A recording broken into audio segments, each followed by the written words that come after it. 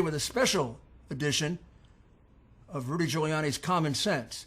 Special because I consider it an emergency. I woke up on the morning of June 22nd, that's Monday morning, this last Monday morning, to news that put me in shock. Murders all over America, violence all over America, American cities in what even the Washington Post, that doesn't really draw the proper conclusions, but at least couldn't escape it, says a weekend of mass murder reflects how American violence goes viral. Well, they're right. It was a weekend of mass murder. I haven't checked historically whether it was the worst weekend of mass murder in the history of our country. It certainly approached numbers, even in individual cities, that were worse than we encountered during a war. The numbers are staggering.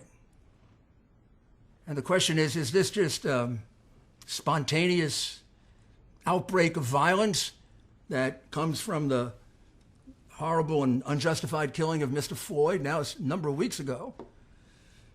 Or is this part of a plan that's been in the making for some time, for which there is historical evidence of, the planning of it, to change our form of government as we know it, to undermine, change, and replace our constitutional form of government with a very different kind of government. No police, common ownership of property,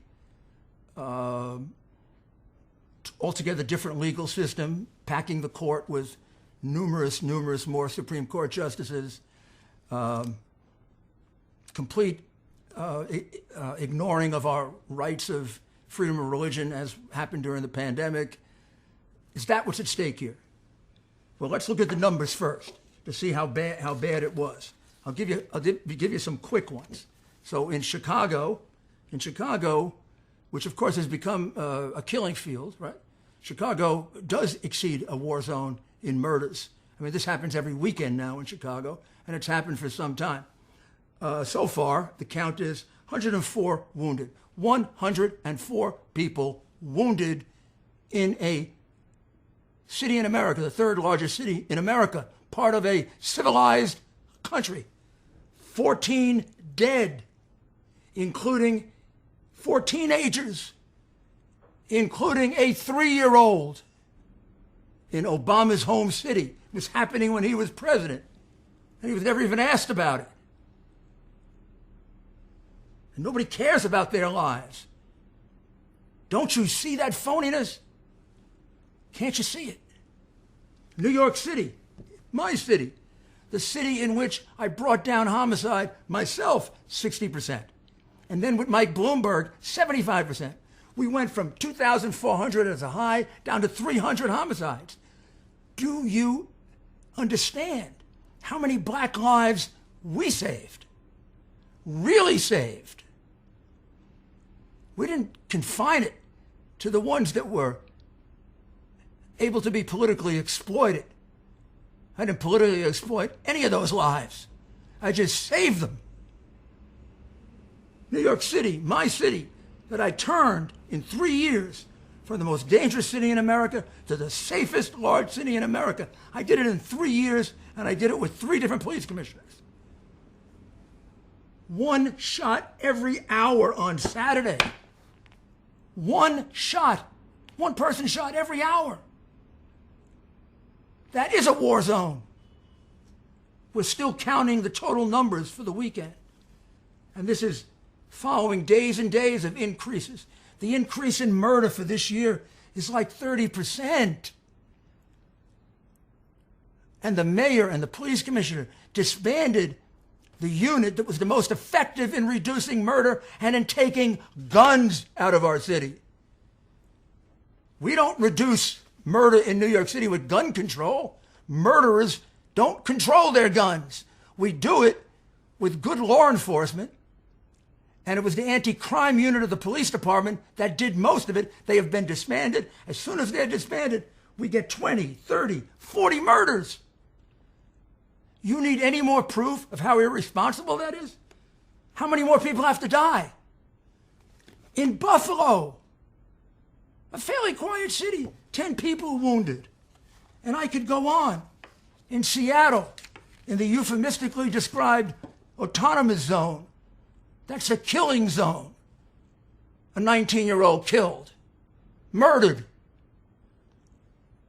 There are plenty of reports of what's going on inside that autonomous zone, and it is a corrupt left-wing media phony.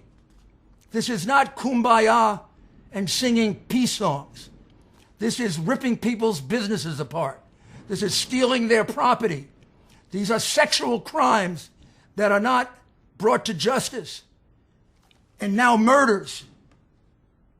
When is that mayor going to just quit? When is the governor going to go into rehab? And when is the Drug Enforcement Administration going to go in there and take out all the drugs? Because I guarantee you, you take all the drugs out of that Seattle killing zone and they'll all go wherever you put the drugs. Stop it. Stop romanticizing these criminals. Minnesota, Minneapolis, the poor city that has done away with the police. 1 dead, 11 injured. People going into a restaurant, shot down. No police. You don't need police in Minneapolis. 79% of the victims of murder in Minneapolis are black Americans. 79% of the suspects that black Americans report to the police are black Americans. Who cares about their lives? Not the people who want to disband the police. North Carolina, 2 dead, 7 wounded. Syracuse, like Buffalo, home of University of Syracuse, 9 shot.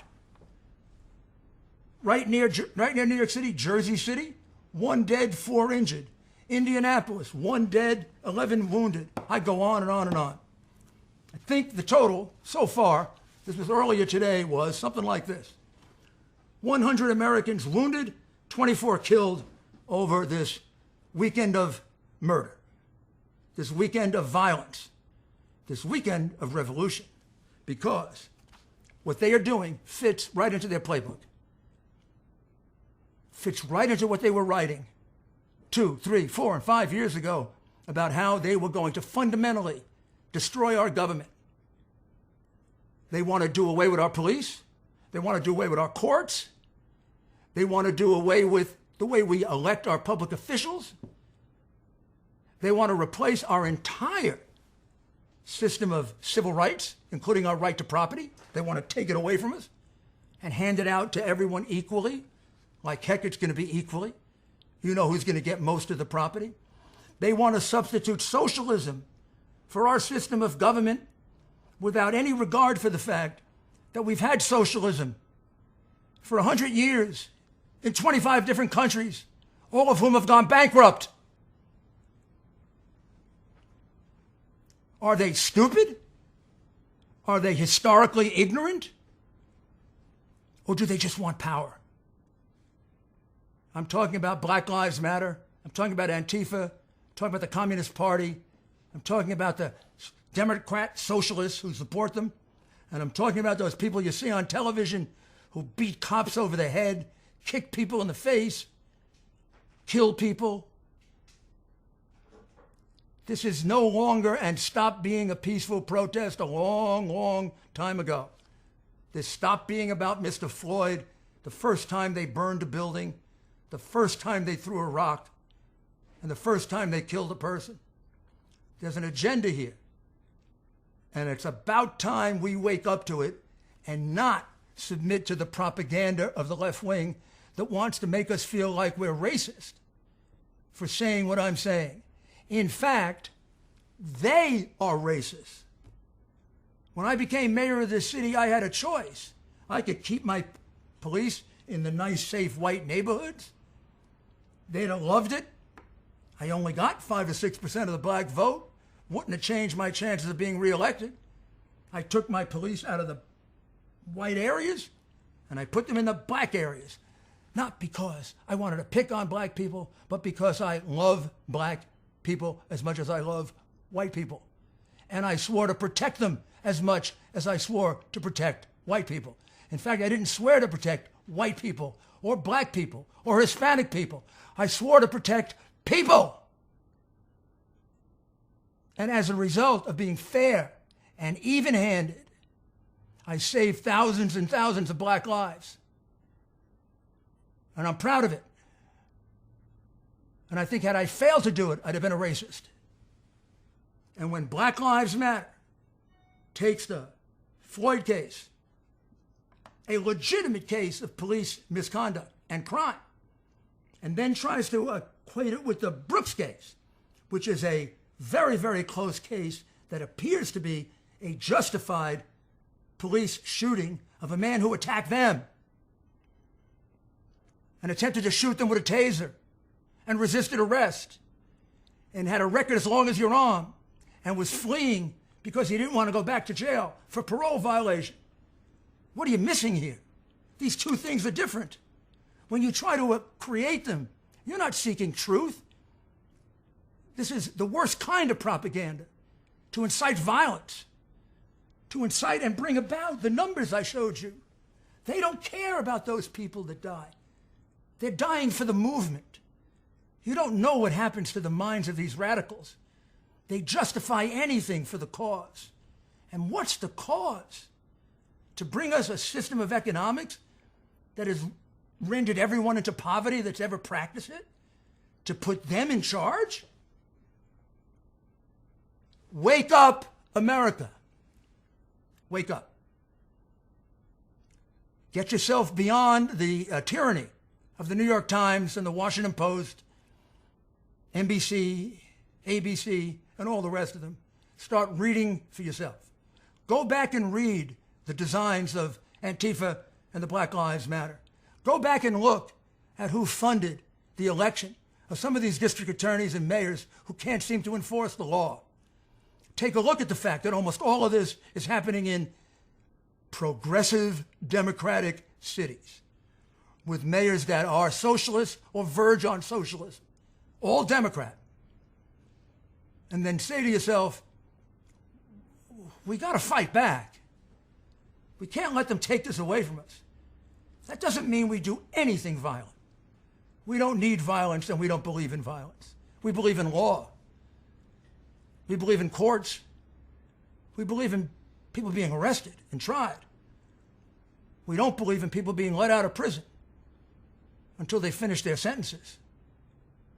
We don't believe in putting a rapist out and have the person rape again, as Mayor de Blasio did. We believe in common sense. And we've got to restore it to this country because they're trying to take what we know as America away from us. They're probably not going to succeed in taking it away from me. I'm too old. But I don't want to let them take it away from my son and my daughter and their children. I don't think you want that for your children either. I think we're better off with an America designed pretty much like our great but flawed founding fathers designed for us. It's worked pretty well for us. It's created the greatest nation in the history of the world. It's created the most powerful. And it's created the country that's brought the most people out of poverty than any country in the history of the world. You want to compare us to Russia? You want to go look at the 700 million people in China who are starving? Want to go look at Venezuela? That's what they want to look at. So please, realize this is not Republican, it's not Democrat, it's not liberal conservative. Those of us who want to preserve America as we know it, including improving it. I want to reduce the police brutality as much as the next person, more. And I think I know how to do it. But I'm not going to do that by sacrificing the lives of hundreds of black people, by not having policing. I'm not going to do it by subscribing to the notion that all policemen are racist, or they're not. Are there some few? Yes. Do they need to be rooted out? Yes. Do we need better procedures to do it? Yes. But we can do that without destroying our police departments and killing the people that will be killed if that protection is taken away. We can do it without redistributing property. We can do it the way America has always done it, as part of a common sense, democratic, legal process. So we're going to go into this in much greater detail in other podcasts and on my radio show on WABCradio.com. So please watch, listen, and inform yourself, because I'm doing this because we are living in a tyranny of information being deprived from the mass media and now by the social networks. Who knows? They may take this off, and I'll try to mail it to you. This is what used to go on in communist governments. This should not be going on in the America that we grew up in, or the America that we want to preserve for our children. Please stand with us on this. It is not about politics. It's about freedom. Thank you.